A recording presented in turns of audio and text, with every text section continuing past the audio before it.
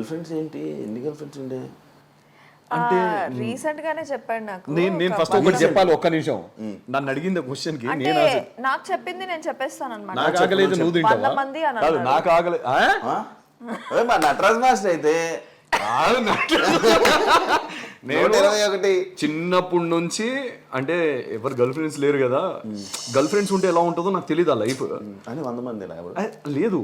నేను అంటే ప్రతి ఒక్కరిని చాలా క్యూట్గా ప్రపోజ్ చేసేవాడిని, అందరు రిజెక్ట్ చేసేవాళ్ళు. నన్ను ఒక 100 మంది దాకా ప్రపోజ్ చేసి ఉంటారు, 100 మంది రిజెక్ట్ చేశారు, ఒక్కరు వాళ్ళేరు. లాస్ట్కి మా ఇంటికి ఒక ఆమె వచ్చింది, అంటే అంతమంది పడలేదు, నేను పడ్డానని చెప్తున్నాడు. మా ఇంటి ఆమె అలా ఎలా పడకపోవడం? గర్ల్ ఫ్రెండ్స్ ఎలా అవుతారు పడకపోతే? ఎక్స్ ఎలా అవుతారు? ఇప్పుడు నిజం చెప్పు సార్. ఇప్పుడు నిజం చెప్పి సార్ నిజం చెప్పు. ఏంటి నిజం చెప్పు.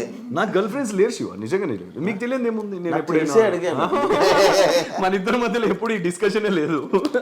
సరే సరే, ఇది ఒప్పుకోరు కానీ నీకు తెలుసు శివ, నాకు తెలుసు.